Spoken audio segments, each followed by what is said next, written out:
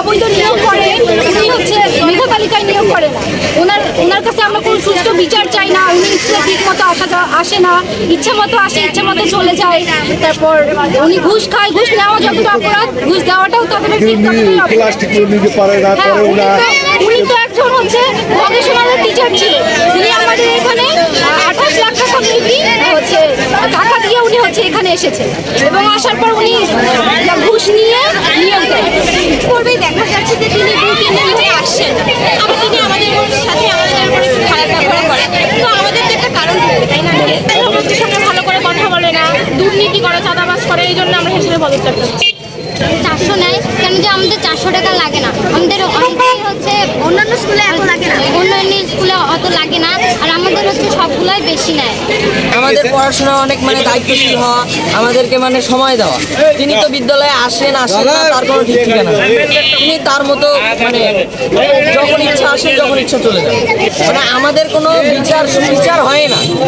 যিনি হেড স্যারের পরিচিত, হেড স্যারের কাছে তারা সবসময় বিচার পায়, সুষ্ঠু বিচার পায়, কিন্তু আমরা সবসময় পিছিয়ে থাকি।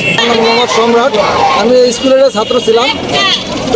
রাত 12টা-1টার পর অনেক সময় হেড স্যারকে রাতের রুমের মধ্যে অনেক মেয়েদের নিয়ে অশ্লীল কাজ কারবার করা দেখা গেছে।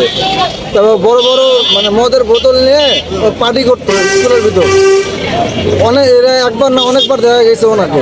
রাত 12টা-1টার সময় স্কুলের ভিতর উনি ক্যাম্পাসে কী করবে, রুমের ভিতর জানলা দরজা বন্ধ করে শুধু আওয়াজ শোনা যেত, হাসির আওয়াজ, গানের আওয়াজ, এগুলো শোনা যেত। আমাদের ক্লাস ফ্রেন্ডগুলো যেগুলো আছে আমরা অনেকে শুনতে যে আমাদের ক্যাম্পাসে আমরা যখন থাকি আমরা সেগুলো আমরা বুঝতে পারি। অনেক সময় রাত 12টার সময় আপনার ক্যাম্পাসে কি করেন? আমরা চা খাতে অনেক সময় আসছিলাম। এখানে চার দোকানেও খোঁজ করতে পারেন, খোঁজ করলে আমরা চার দোকানদাররাও জানে কি কি পেয়েছেন। আমাদের আশেপাশে বাসা, আমরা ওখান থেকে আমরা সব কিছু এখানে সময় দিই। যেহেতু আশেপাশে বাসা আমাদের ক্যাম্পাসে, তো আমরাই থাকবো সবসময়।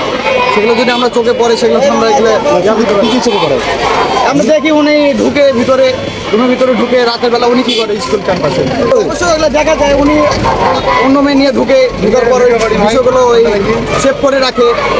সেটা গার্ডরাও কখনো ওটা সেভ দেয় না, আমাদের ঢুকতে দেয় না। আমরা ক্যাম্পাসের মধ্যে আমরা দীর্ঘকাল যাবৎ দেখে আসছি স্কুলের দলীয় প্রভাব কাটিয়ে বিভিন্ন রকমের অনিয়ম ঘটিয়েছে। এ সরকার শেখ হাসিনা পতন হওয়ার আগে এ সরকার হেডমাস্টার বিভিন্ন রকমের অনিয়ম চালিয়েছে স্কুলে।